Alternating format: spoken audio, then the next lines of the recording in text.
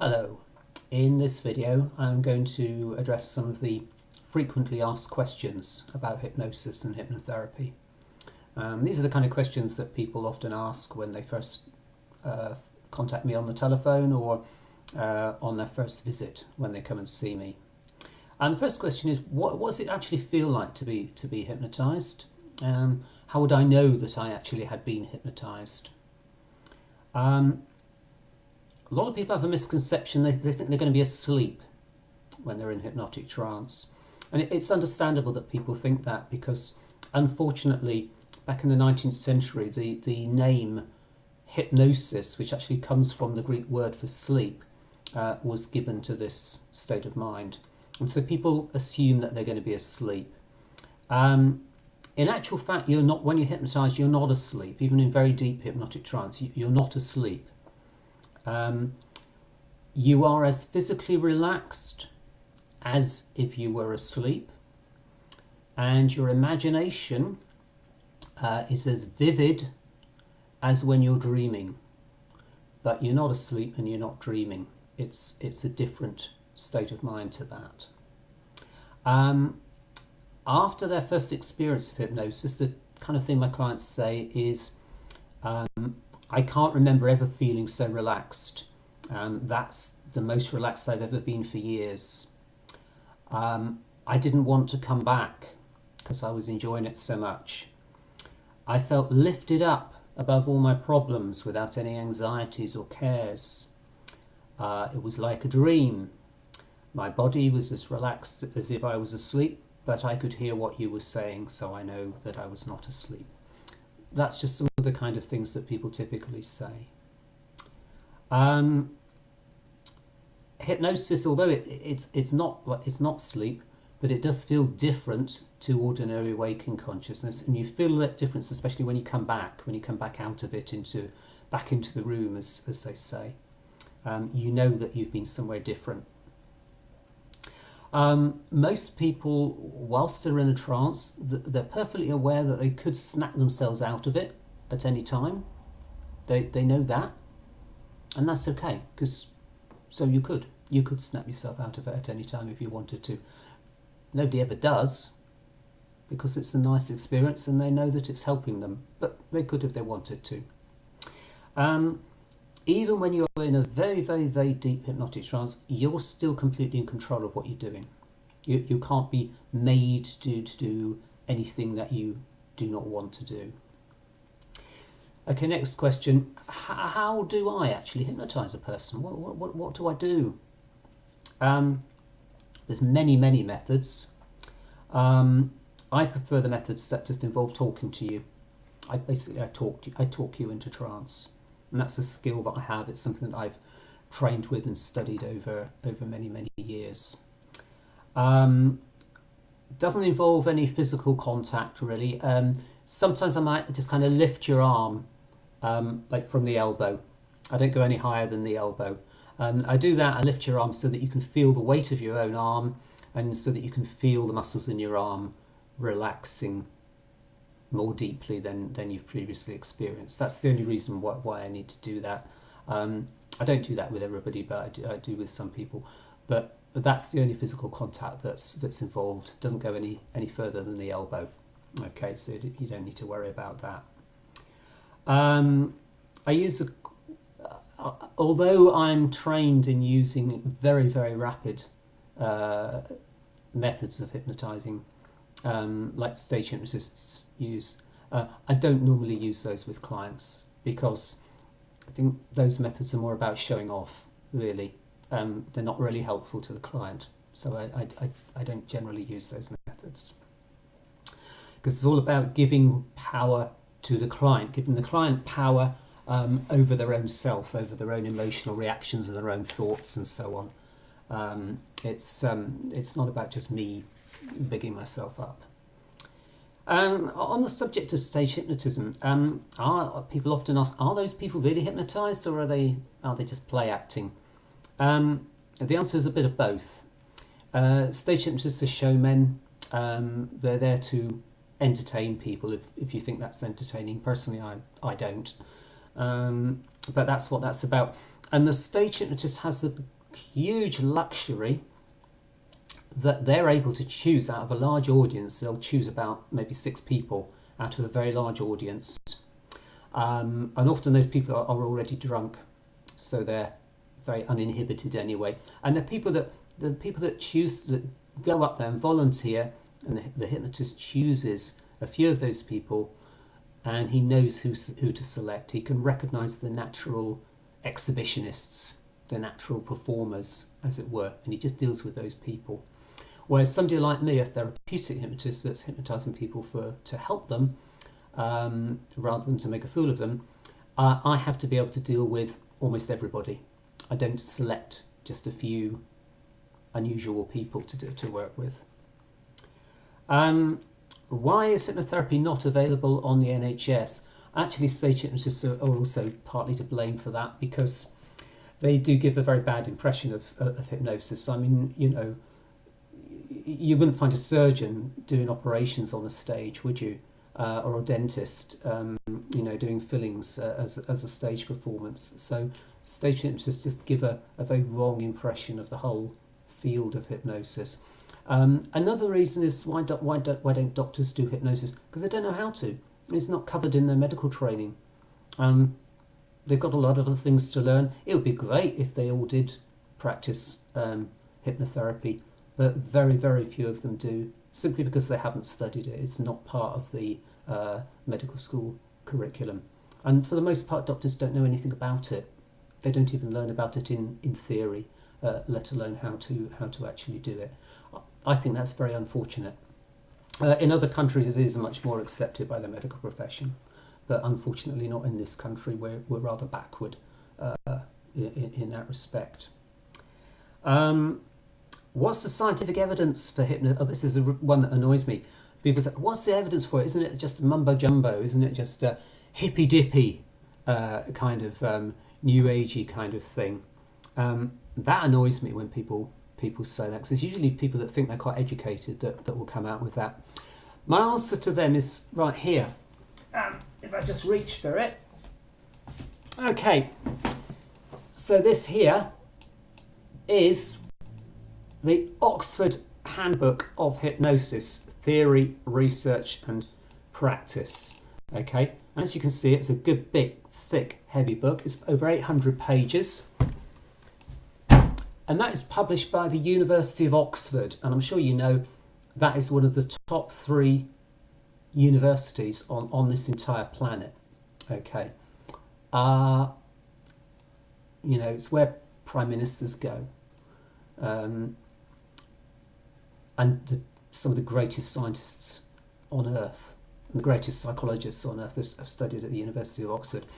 And every chapter in that book is written by either a medical doctor or a psychologist, PhD psychologist, academic researcher. And every article at the end of it has references to, 50 odd other articles, all of them published in learned scientific journals, all of them published by scientists, psychologists and medical doctors. Okay, so the University of Oxford does not deal in mumbo jumbo. Yeah, they don't waste their time on. They would not be wasting their time on hypnosis, publishing an 800-page book about hypnosis, if they didn't take it very seriously as a therapeutic technique. So hopefully that disposes of that objection. Doctors and psychologists have been studying hypnosis for over 200 years now, since the 18th century. And there's some really great work still, really great work going on all over the world in finding out more about it, how it works, and how it can help people. Okay, next question, a very important one. How can I be sure that a hypnotherapist is competent and ethical? Okay, this is a good one, because the trouble with hypnotherapy is that anyone can call themselves a hypnotherapist. Okay, if you call yourself a medical doctor and you're not, you could end up in prison. If you call yourself a registered nurse and you're not, you might not go to prison, but it is a criminal offence. Anyone could call himself a hypnotherapist. So how do you know that your hypnotherapist has done a proper training or even any training? What you really need to do first is look on his or her website, look on where they claim to have trained, then look that up and have a good look at it and find out, okay, how long was the training? How long did it last? Was it a weekend or was it 3 or 4 years? That kind of thing. You might also look at the Open University. I think they've stopped doing it now, but they used to look at every kind of training course, whether done by colleges or by the armed forces or whatever, and they would kind of grade them. And the hypnotherapy training that I did was graded by the university by the Open University as a postgraduate level training. So that's a very high academic level. So that's one thing you could do. You also need to check your hypnotherapist is on a proper professional register that's got a complaints procedure. Okay, because otherwise, what redress do you have? I mean, unless they've actually done something that was criminal. But if it's just kind of unprofessional, what can you do? If they're on a professional register, then they've got a code of conduct that they have to keep to, and there is a means of making a complaint if you needed to. Having said which, the best guide really isn't any of those things I've just said. The best guide really is your own gut feeling. Okay, if you meet a therapist, okay, and it's absolutely fine to, just as if you were having a new double glazing put in, you wouldn't just go to one person, would you? You'd get a few estimates. You'd meet a few people, and if you just got a gut feeling, oh, this guy looks like a bit of a cowboy, you don't have to go with that particular person. And it's exactly the same with hypnotherapy. If your gut feeling tells you stay away, then that's what you should do. Okay. Bear in mind that an ethical hypnotherapist has got nothing to hide. Okay. So if you wanted to record the session, for example, I've only ever had one person do that. And that wasn't because they were suspicious. It's just they wanted to get more out of it, by recording it and listening to it again at home. So a good hypnotherapist is never going to object to that. Likewise, if you want to bring a friend or relative to sit in with you, again, a proper therapist won't have any problem with you doing that. Next question: can everyone be hypnotized? Yeah, pretty much. If they want to be. But not everybody wants to be. And some people think they want to be, but actually they don't. And the usual reason why they don't is because they're afraid. And why are they afraid? Well, that brings us back to stage hypnotists. They don't want to be made a fool of. And they don't want to have someone else controlling them. Okay? Because that's another misconception. You remember what I said earlier? Actually, even in the deepest trance, you're still in control of yourself. You could still snap yourself out of it at any time. And you can't be made to do anything that you really do not want to do. Okay? I'm not interested in making people do things that they don't want to do. I'm interested in helping people do the things they want to do, but they're afraid of, or they don't have enough willpower or whatever. That brings us to another question, not one I'm often asked, but once or twice it comes up. Some people actually think that hypnosis might be against their religion. Why do people think this? Because you won't find hypnosis mentioned in the Bible or the Quran or any other scripture. So why would people think that it was against their religion? Again, that really just comes down to ignorance, misconception. People thinking that the hypnotist is in control of them and that they should not give control of themselves to anyone except God. But of course, the hypnotist is not in control of you. So that's not an issue. Okay. And I have had clients of every religion: Christian, Muslim, Sikh, Hindu, pagan, Buddhist, and of course people of no religion. Finally, last question: is hypnosis only for certain sorts of people? Hippy dippy people, new agey people, whatever. And the short answer is absolutely not. Hypnotherapy is for everybody. I have seen over the last 22 years, I have seen a fascinating variety of people. I've seen lots of armed forces people, both serving members of the armed forces and veterans. People in very interesting jobs, high-level bodyguards, models, doctors, authors, musicians, actors, some very successful business people,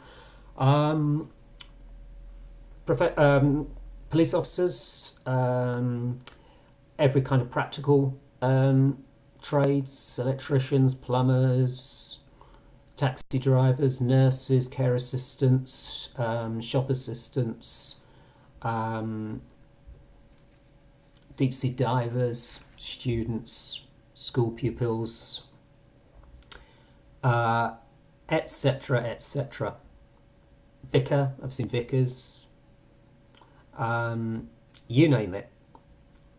Every social class, every race, all different sexual orientations, a lot of gay and bisexual people I've seen at one time or another. And my clients' ages, I don't deal with young children. That's just my personal preference. I've got a colleague who's got 12 grandchildren, so I pass them on to him. But my clients' ages range from 14, basically from 14 upwards, I deal with. And I think the oldest client I've seen is 86. So that's the age range that I deal with. Okay, so basically hypnotherapy is for anybody. If you've got a brain, you can be hypnotized. If you don't have a brain, you presumably wouldn't know how to log on to the internet, and so you won't be watching this video. Okay, so that's enough questions for today, and I hope that has enlightened you and given you a bit more knowledge.